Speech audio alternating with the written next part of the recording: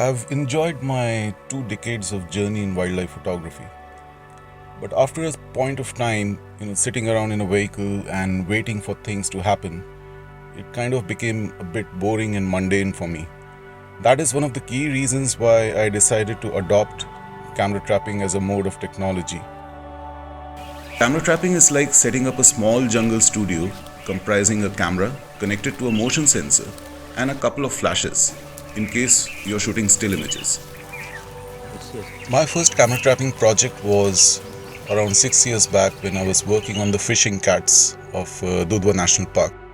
Camera trapping has allowed me to get more intimate with my subjects, to look for different perspectives and point of views which cannot be seen during a direct sighting. It has also allowed me to dive deeper into the nocturnal world and document species when they are most active, night.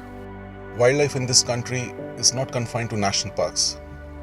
There are villages, there are private lands, outside protected areas, and those are locations where a lot of nocturnal species survive. There are various field challenges which we keep on facing as camera trappers. In my case, a significant part of work which I have done has been in the Corbett landscape in various private pieces of land in the periphery of the park. Elephants have been a major cause of worry for my camera traps.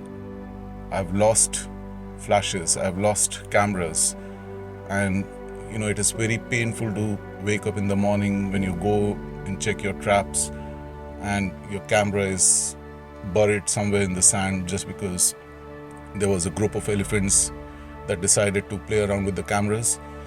But at the end of the day, it is important to respect the fact that animals have the first right to a forest and its trails.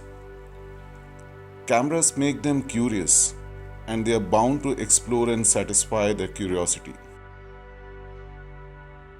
Now the challenge is how to protect your cameras. So it's a constant evolutionary process, developing these rigs. The kind of rigs, the kind of equipment, the kind of protection you need in a forest like Corbett, which has a lot of elephant population, would be completely different from the kind of technology and the kind of rigs you'll be using for a rainforest versus a high altitude project. I always knew that as soon as I step into the world of camera trapping, images would be trickling down as drops of water. There would be no firing of shutters. It would be just a wait for days, months, weeks for that one particular shot.